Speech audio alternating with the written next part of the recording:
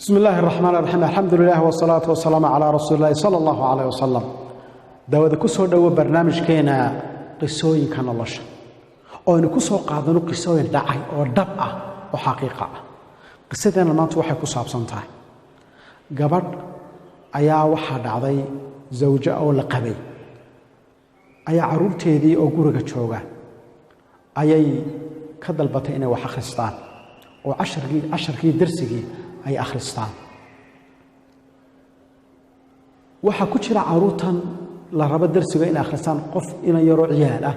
oo da'diisu aad u yar tahay oo markaa uu isagu dhigtaa qaybta barbaarinta caruurta dhigtaa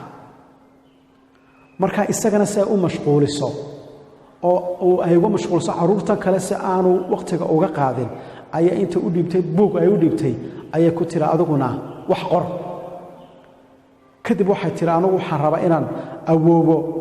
oo runtii isagu markaa degan guriga qol ka baxsanoo dibadda isagu degan ayay tiri waxaan rabaa awoow intaan u tago awoow waxa weeyaan ninkeeda aabaheed ayaa markaa ay tiri ninkii awoow ayaan rabaa inaan runtii u soo shaqeeyo oo muxuu ahaan u adeego hawshiisa aan u soo qabtee inta idinkuna wax sii akhrista caruurtii reedii kaga tagtay markaas ay wuxuu akhristaan kiyana waxay ka tagtay ay dhashay isagu da'diisu yareed isagoo buug feegaraya ka tagtay islaantii way baxday qol kale oo markaa ka baxsan inta guriga oo isagu qayb kale ku yaala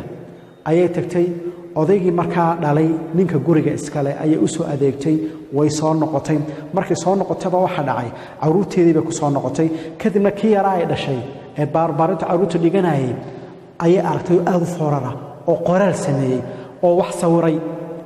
sawiruu sameeyey markaa qoraal sawira ah ayuu sameeyey kii yaraaba ku tiri hooyo maxaad sawiraysaa wuxuu hooyo waxaan sawirayaa markaan weynaado guriga aan mustaqbalka galaayo ayaan sawirayaa markaas waxa ku tiri hooyo bal tusidaad u sawirtay markaasuu soo saaray markaasuu ku yiri markaas iyadiiba markaas su'aal weydiinayso waxa ku tiri hooyo kani muxuu yahay siro hooyo qolkani waa qolkii hurdada haye oo qolkana muxuu yahay suugu jawaabaa hooyo qolkana waa madbaqii wax lagu karinaayay markaas haddana sii weydiisa hooyo kana muxuu yahay markaasuu yiraahdo hooyo kana qolkii waxa weeyaan haynugu talagalnay martida weeyaan inta markay weydiisay ayaa waxay aragtay sawirka waxa ka dhex aragtay wax yar qol u eeg oo meel fog ku yaala oo gurigaba ka baxsan markaas tiri hooyo ka aad gaarka u dhigtay ee meesha fog aad ku qortay muxuu yahay markaas yiri hooyo qolka gaarka aan ka dhigay ee gurigaba aan ka dhex saaray waxa weeyaan hooyo waa qolkaagii waxa raba marka aad weynaato adii aababa qolka inaad gashaan islaanta aad buu naxday islaantu way naxdo waxay sawaratay iyadoo qol gaar la dejiyay oo ka baxsan qolalka kale iyo ciyaalkeedu ay degan yihiin la dejiyay bay sawaratay iyadoo kaligeeda sawaratay iyadoo cid la sheekaysatay aan jirin oo caruurteedii ka dhex baxday ayay sawaratay waxay sawaratay iyadoo la kulantay maanta odaygan ninkeeda aabba waa qolku degan yahay oo kale iyadoo gashabay sawaratay qolkan la dejiyay iyada runtii ninkan qaba aabeed qolkan la dejiyay waa qol guriga ka baxsan waa qol gaara waa kaligii cid lama sheekaysto isagu ma isla hadlaaya sawirkii gabadha ku soo dhacay islaantu waxay noqotay ma laga yaabaa adiguna mustaqbalka in waa kan kaaga yara kuu sheegaya in qolkaasoo kale lagu dejiyo oo keli aad noqoto isla markiiba iyadoo naxsan ayaa amar waxa ku bixisay shaqaalihii jaariyada guriga dadka ka shaqeynayay inay tagaan qolka uu degan yahay awoow waa ninkeeda aabaheede inay qolka intay tagaan gebi ahaanba ay soo raraan oo intay soo raraan ay dhex keenaan odayga qolalkan isku dhow ee ciyaalku ay degan yihiin weliba qolka martida inay keenaan ee dhexda ku jiraan ayay go'aansatay shaqaalihii baa orday odaygii baa la soo raray sariirtiisii baa la soo qaaday wixii oo dhan baa la soo qaaday qolkii guriga ku dhex yaalay ee martida loogu talagalay ay odaygii la soo dejiyey martidiina waxa la geeyey qolkii fogaa baa la geeyey arrintaa islaantu markay samaysay ayuu ninkii soo noqday guriga lahaa ninkii guriga markuu ku soo noqday ayuu isbeddelkan arkay wuxuu arkay qolkii odaygii oo laga soo raray qolkiisii shiishe oo qol bartankaa la keenay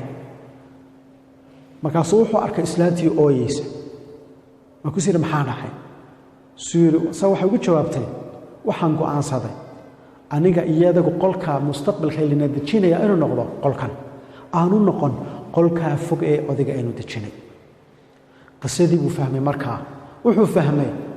haddii adigu aabbaha aad dejiso qol fog oo caruurta ka baxsan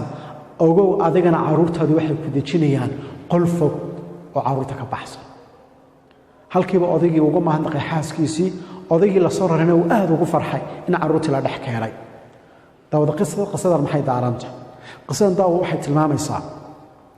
adigu aabbaha saad ula dhaqanto sidaad hooyada ula dhaqanto ayuuma caruurtaaduna marka weynaadaan ay kuula dhaqmayaan haddaad maanta si fiican ula dhaqanto caruurtaada wanaag badan